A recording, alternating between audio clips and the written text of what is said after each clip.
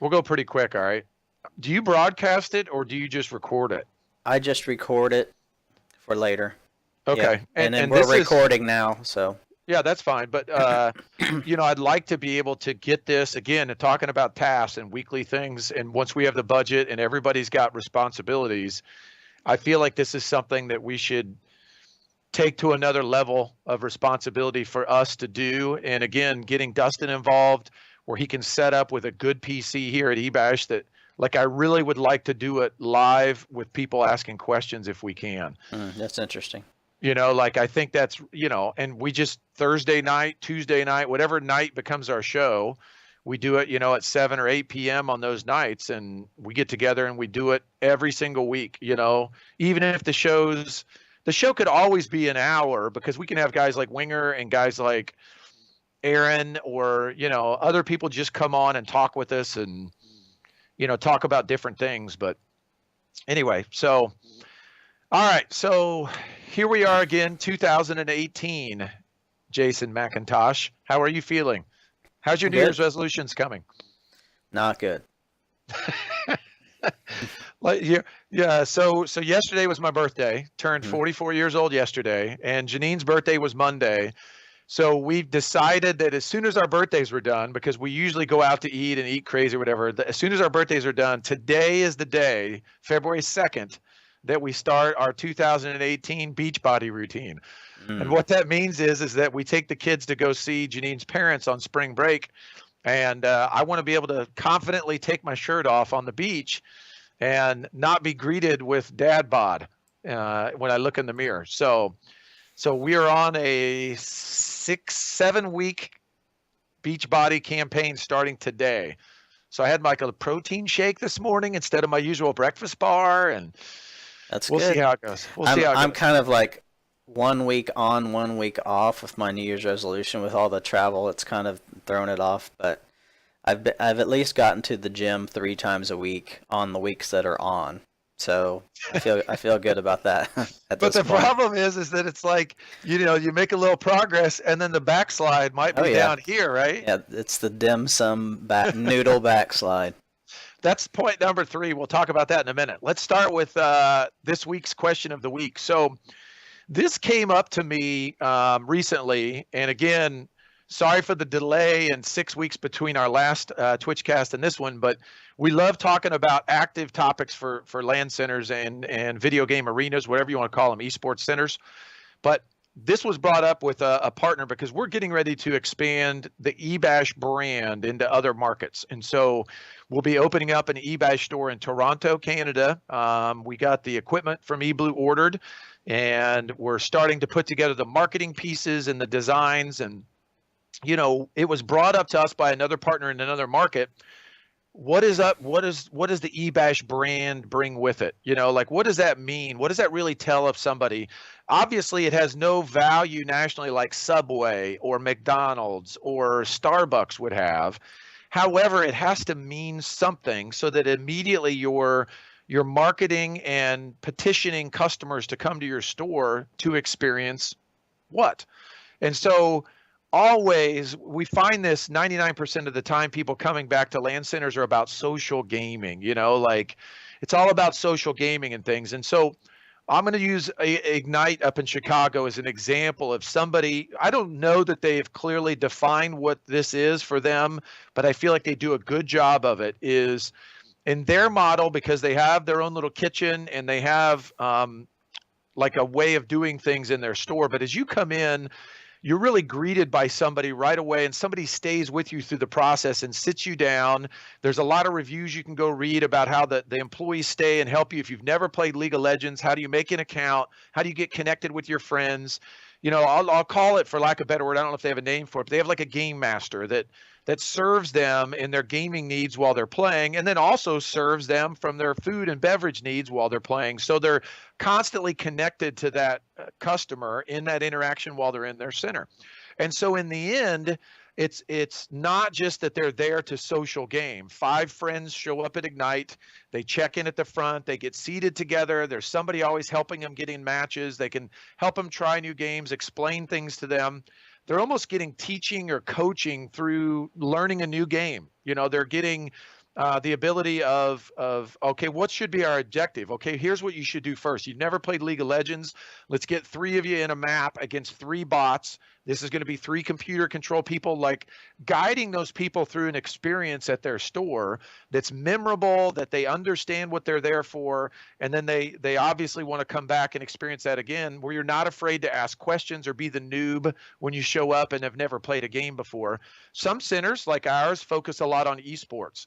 We're good at that when there's an esports event planned, but Right. what about the 6.5 other days of week that there's not an esports event planned? When they show up on a Tuesday, what is the objective? What is the players there for? What can you lead them through or guide them through in that experience? So we've started having discussions about gamification of a LAN center. How do we create objectives for the group that day to go after? Or, theme nights are easy ways to do things. Like it's a League of Legends theme night. Well, I mean, what does that mean? Just show up and play League of Legends? That's not any cooler than playing at home.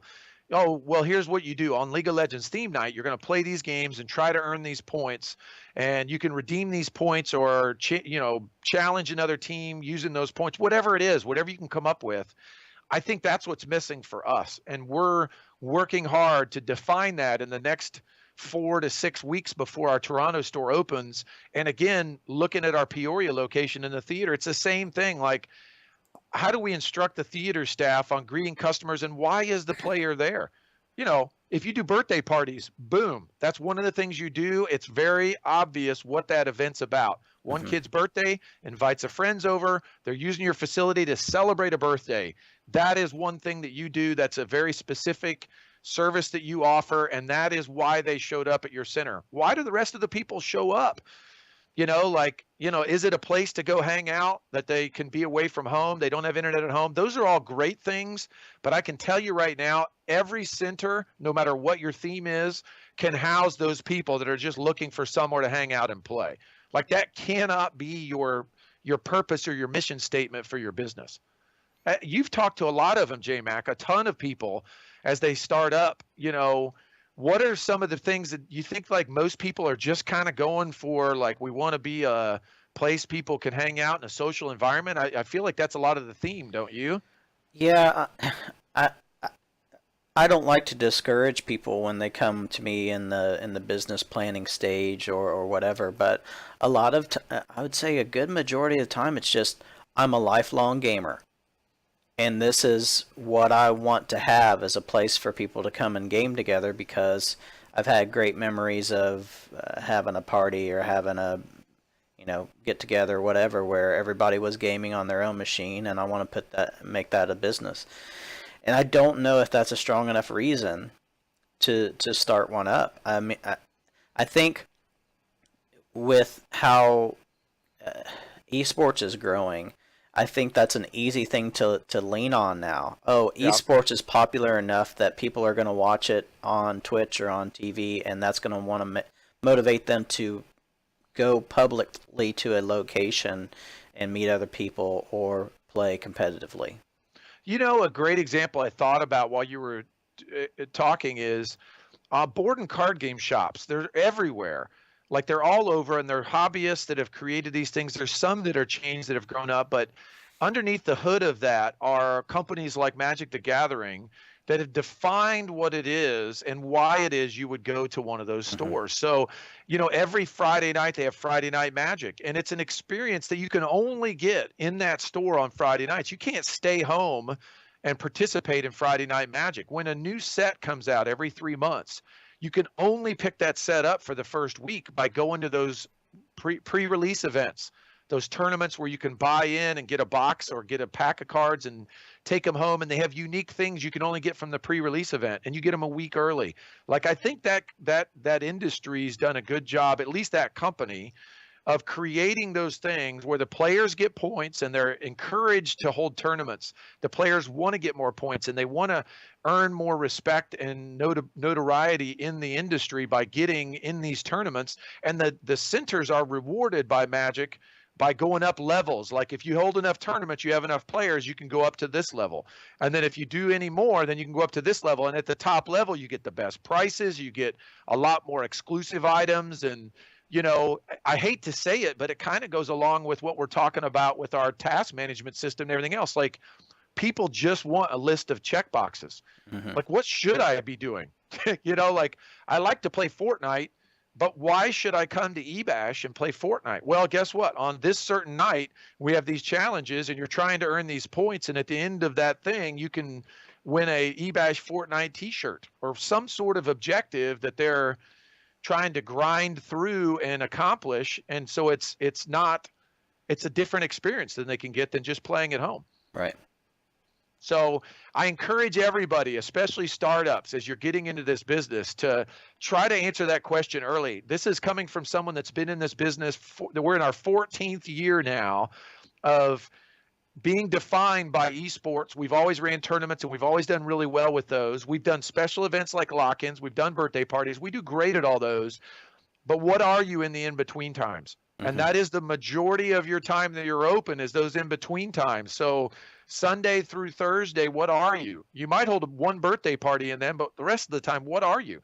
Right. What are you doing? Why should the players go there? I think with where we're going with the software, and the future of the software may or may not have this in it. I'm just speculating at the moment, but it's at a time, I feel like, where esports centers and LAN centers need to kind of reinvent themselves to stay alive, because for so long we've leaned on the regular customer, the esports events,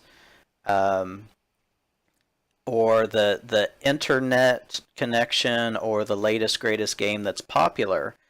But it's almost like now that esports is getting popular, we've already kind of lived that life, for the last 5 or 6 years. And so maybe esports centers in general and LAN centers in general need to reinvent themselves to be even more attractive, and in doing gamifying it, or whatever that may be the direction we need to go. Right, unless you're in a busy area that can get enough people where you could run like. But I was gonna say that too, or a location that has absolutely nothing for people to do.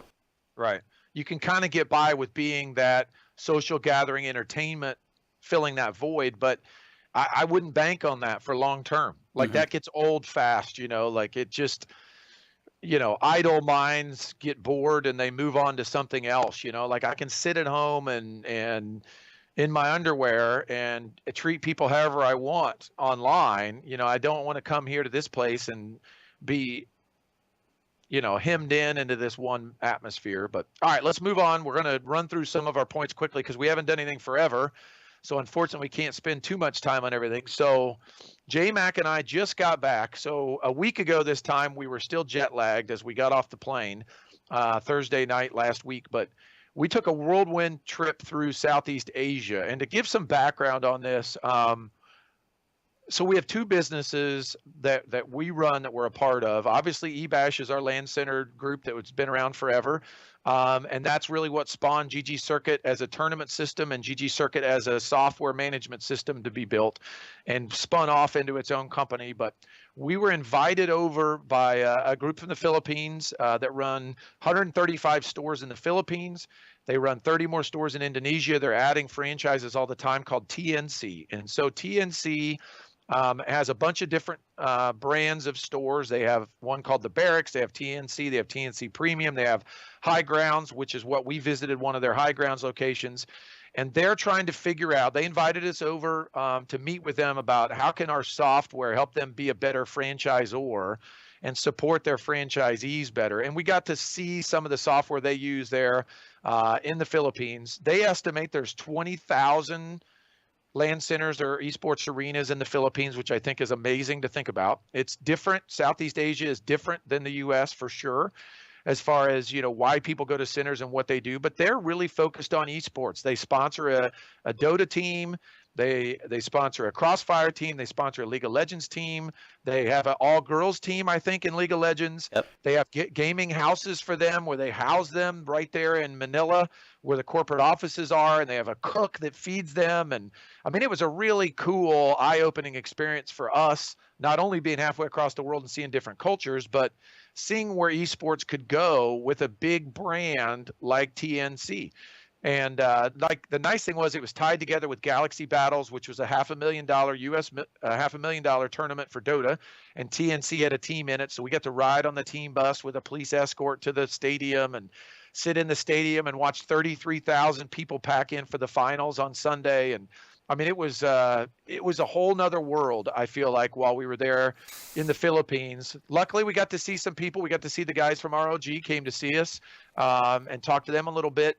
We had some inquiries from some other people we didn't get to see, some other chains that are over there that we hope to go back to and talk to soon. But what are some of your thoughts about the Philippines, J-Mac? I mean, it was a different time. It was the middle of the night when it should have been the day. Right.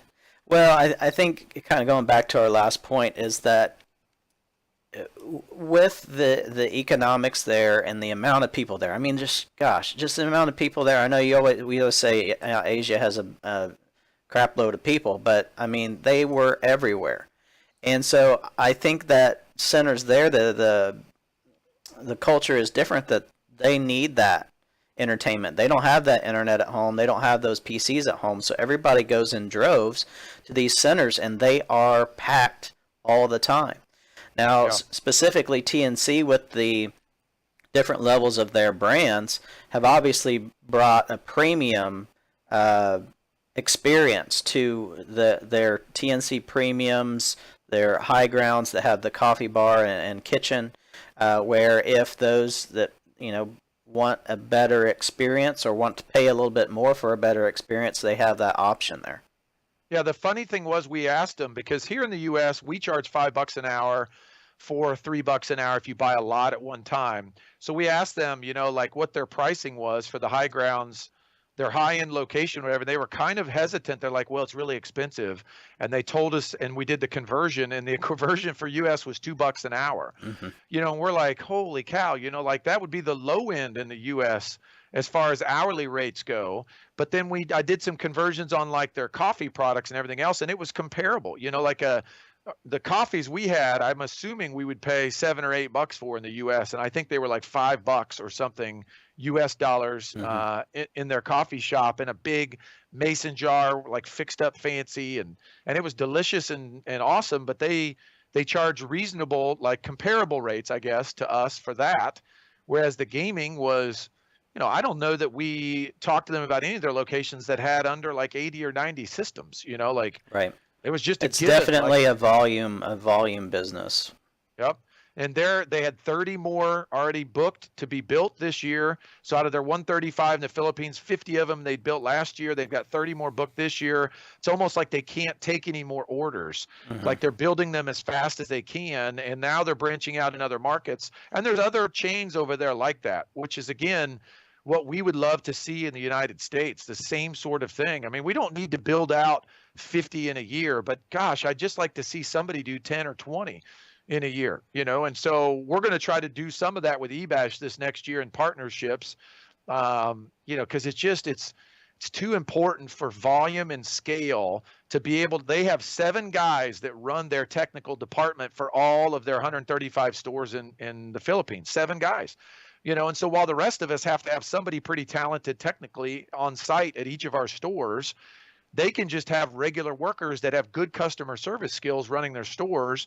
And if a PC needs work, they work with one of the 7 guys back at the corporate office. So I thought it was great. So then we hop on a plane and we go to China, and we meet with a company in China. At some point we'll be able to say their name, but people can figure it out. But it's a really big casino group in Macau, China, that we're working with. We dubbed Macau, China, Nice Vegas, because we've done a lot of events in Las Vegas, and I'll use the example that I use with everybody else. Like when you walk through the casino floor, because J-Mac and I are not really gamblers. We didn't play anything while we were in China. We didn't have time, but neither one of us had the like, oh gosh, I wish we were here, we could play. Mm-hmm. But we walked through the casino floor to get to different places. And in Macau, the people that were there and the workers that were there just seemed of a higher class, and not as a degradation on Las Vegas here in the US, but just the dress of the waitresses that were serving people in the blackjack area were like, tuxedos without a jacket. The ladies were dressed in like long sleeve shirts and whatever. Vegas, a lot of times it would be really short skirts and low button tops. And like, I know it's a different vibe, but to me, it was more high class. It was very clean. I didn't see a lot of people, that look beaten down, like in Vegas, I feel like I see a lot of people that just look exhausted or beaten down and stuck, whereas everybody there was more like a vacation. It was kind of like, taking the whole family to Disney World versus taking the whole family to Las Vegas here in the US. Didn't you think? Right. And that is the only location in China that is allowed to have gambling. Is that correct?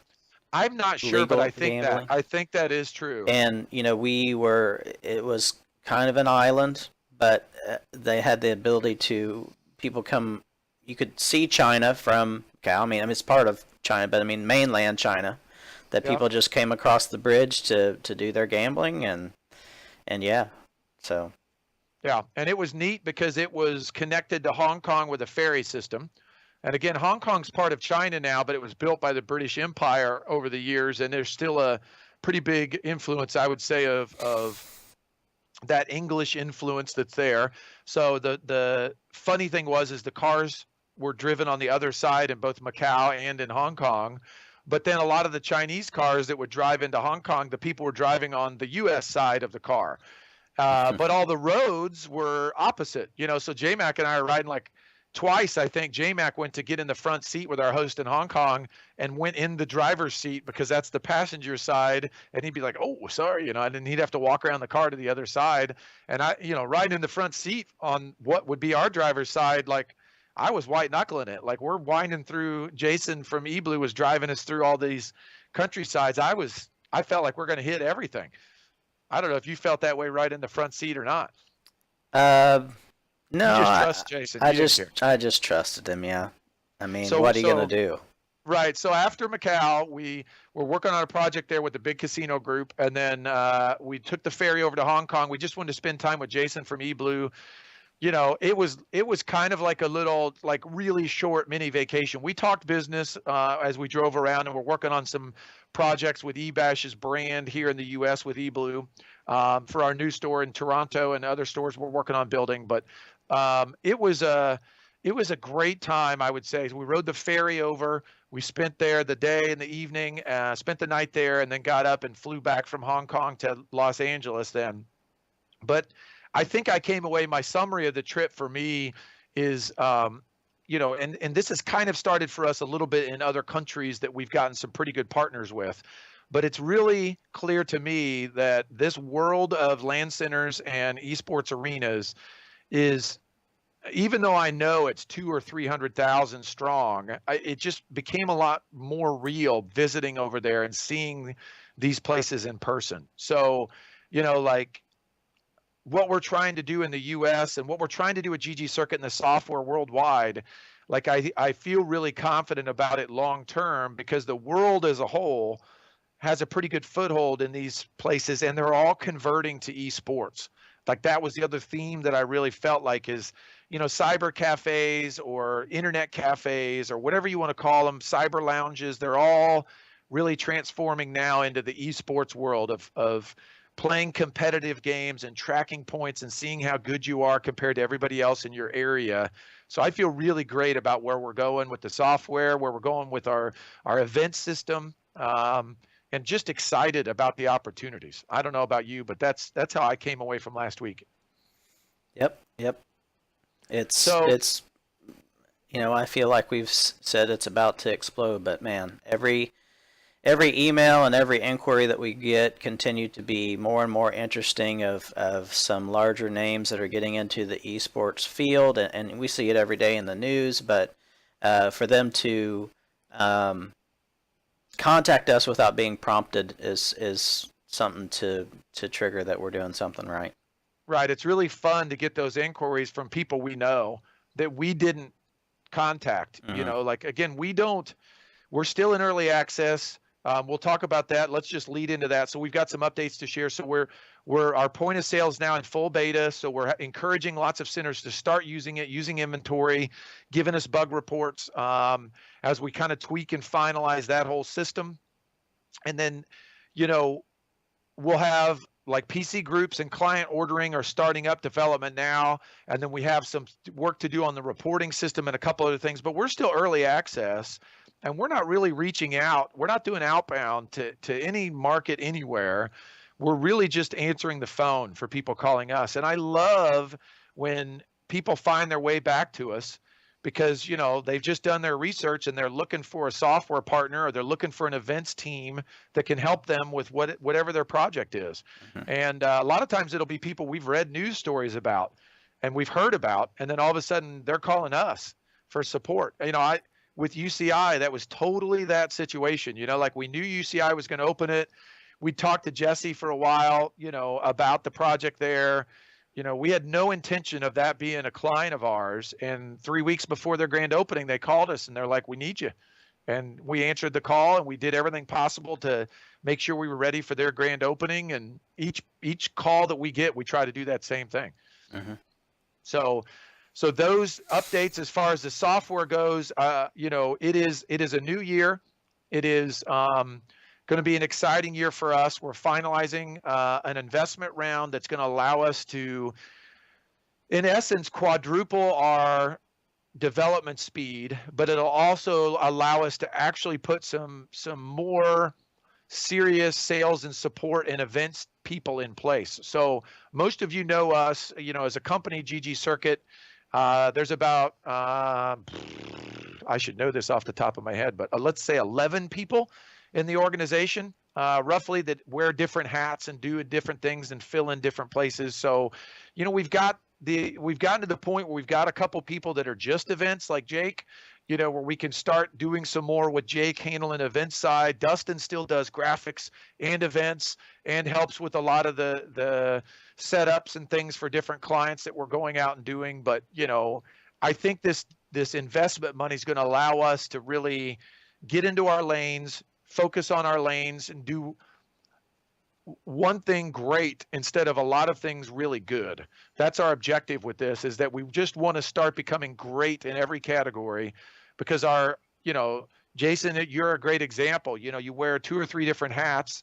Mm-hmm. And even today, as you're talking about setting up Asana and your tasks, like trying to track which tasks you're working on, a lot of that's because you're always interrupted doing sales and support in the middle of another task.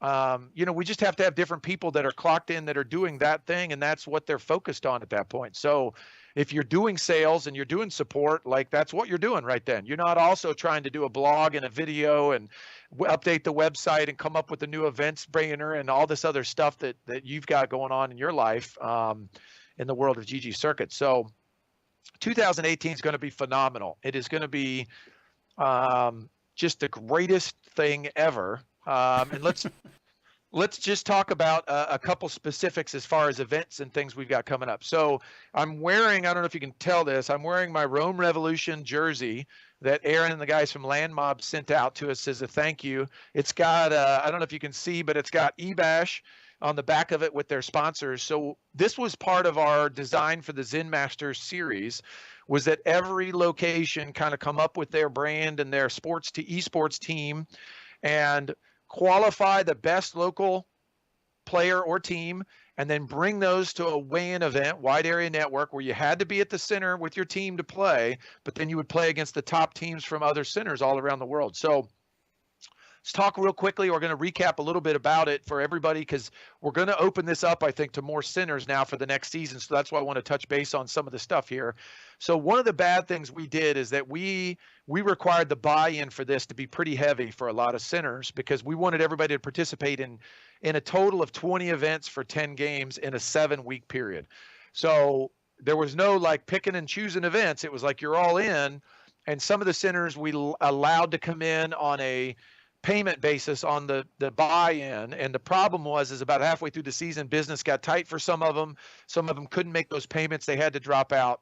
So one of the bad things I have listed is centers dropping out early in the process really caused us a problem 3/4 of the way through the season where I'm like, holy crap, like these people were supposed to pay us all this stuff. Now I'm sitting at this prize pool I've got to pay out. I don't know if I can do it. Like it's literally coming out of my pocket. It's my idea. I want to try to cover it. I want to finish it. We'll talk about good here in a minute. We also had some technical issues.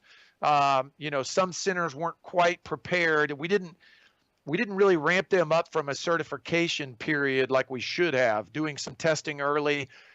We just showed up for the first night. It was Tekken. Some guys were accidentally playing on wireless, or they had other things going on in their center. They didn't have their traffic shaped perfectly. There was a lot of connection problems, technical issues going on. And then another thing is we're too forgiving. Like the problem was, and I would never go back and do this first one different, because it was the first one and we were all learning. But now that we've learned, we'll basically know, like, hold on, my guys, I called them, they're on the way, they should be here any minute. We cannot have that at all in this WAN format. Like if the start time's 1 and you're not there, like you're disqualified for that match. You got to be in the match 15 minutes before your start time. And if you're not in there and the match is not started, then it's an automatic win for the other team.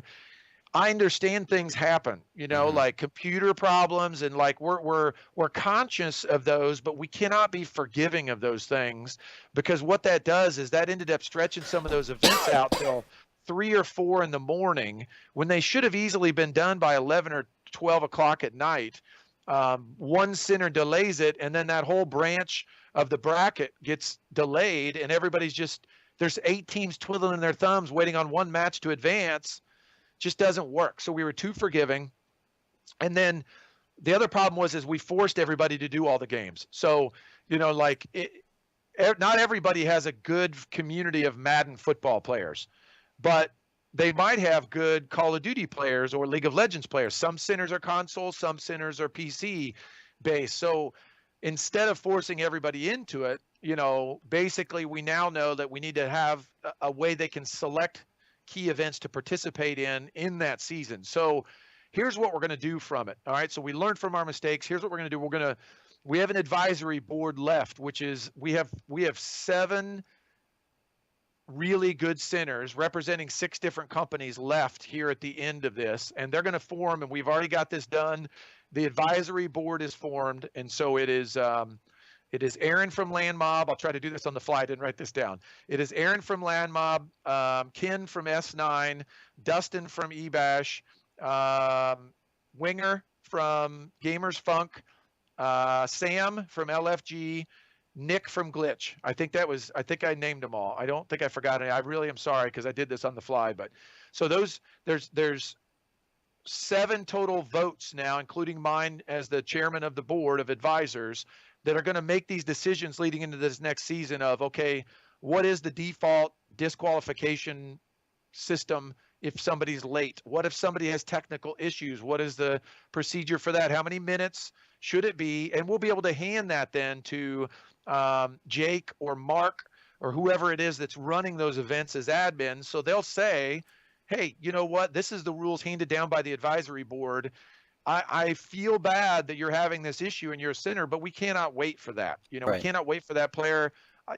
Unfortunate as it is, if you're in a snowstorm and the guy's late getting to your center, almost all these are double elimination. So they're just going to have to forfeit their first event or their first match and hopefully work their way back up out of the losers bracket. The other thing is that we know now from technical issues, we're going to have to really be firm on testing and certification before the matches start. So kind of like Magic the Gathering a little bit, like you work to a certain, if you've done enough, you can get certified, you know what you're doing. We're going to do that same process. And then we're going to come up with a formula that works. And this will be up to the board to vote on, but how many events can you participate in, or how many should you participate in, or should you just be able to participate in one? So if all you want to join is one event for League of Legends, you can join that one event for League of Legends.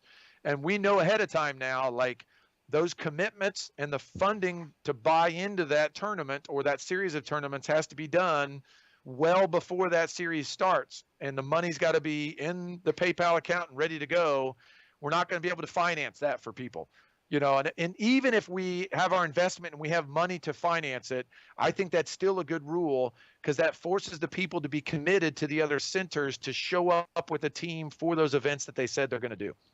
So Zen Masters Season 2 will be firing up here in the next, hopefully, let's say 6 to 10 weeks. So we'll have some time to promote it and get the teams ready to go and get the word out. But we'll open it up to more centers participating this round.